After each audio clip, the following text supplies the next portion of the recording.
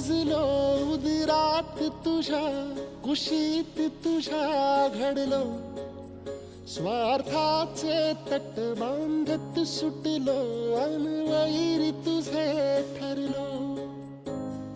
चालवुनी वैराचे नांगर नासवली माती छिन्न तुझ्या देहाची ही चाळण उरली आता हाती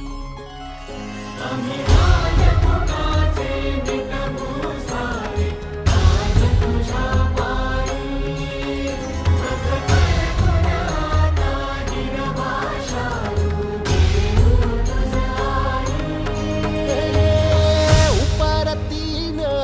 आलिया जाण जागर झालं या